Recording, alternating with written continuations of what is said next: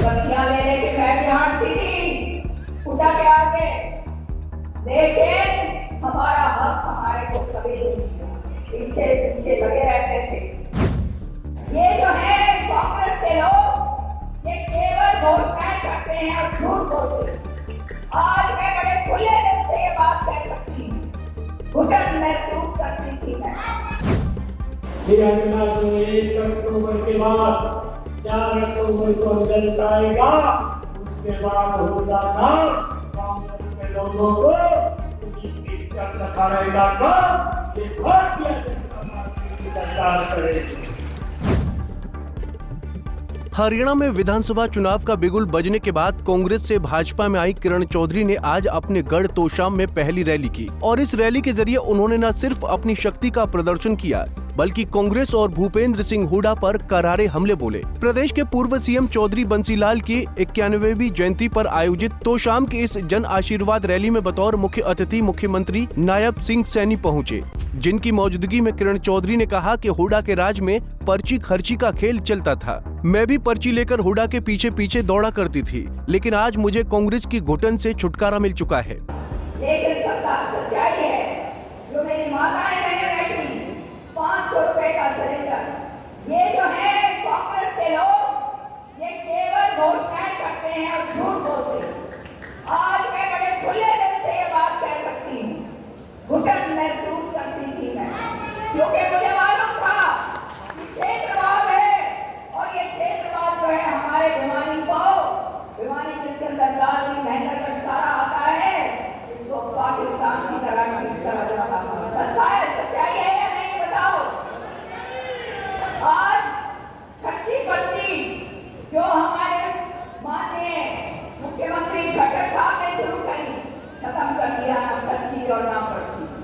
सत्य बताऊं भाई, पर्चियां ले लेके मैं भी हारती थी हुड्डा के आगे, लेकिन हमारा हक हमारे को कभी नहीं मिला।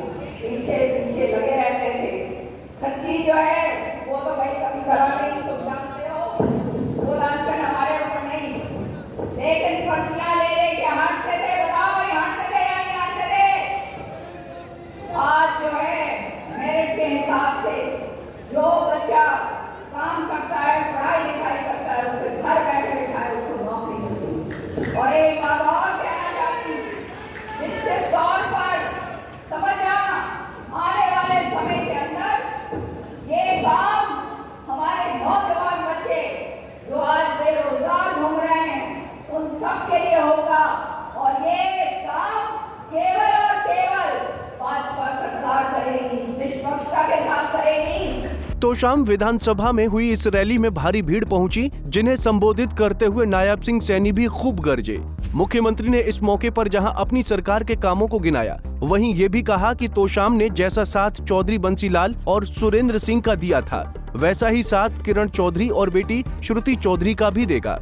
भाइयों, मुझे खुशी है ये बात बोलते हैं किरण चौधरी के बारे में भी, क्योंकि उनको पता नहीं लगता क्या बोलना है क्या नहीं बोलना है, अनाप शनाप बात बोलते रहते हैं।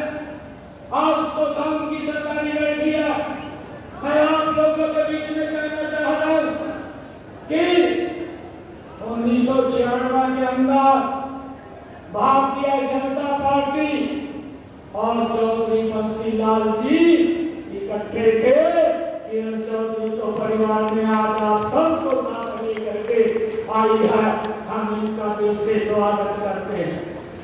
और भाइयों, मैं आप लोगों को यह भी बधाई देना चाहता हूं कि चौधरी बंसीलाल जी ने जो शब्द कहे थे, चौधरी सुरेंद्र सिंह जी ने जो शब्द कहे थे, मैं तो की सरकारी को प्रणाम करता हूं।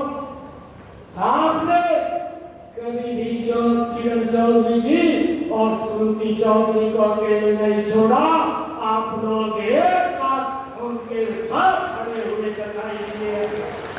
और भाइयों, आने वाले समय के अंदर भी ये आपके परिवार की सदस्य है, आपकी बेटी है, आप इनका आशीर्वाद इनके सर के ऊपर भरपूर तोशाम की सरदारी का मजबूत आशीर्वाद इनके सिर के ऊपर रहेगा। भाजपा की इस रैली में श्रुति चौधरी को तोशाम विधानसभा से भाजपा का भावी प्रत्याशी बताया गया और मंच से श्रुति चौधरी के चुनाव लड़ने के भी संकेत दिए गए।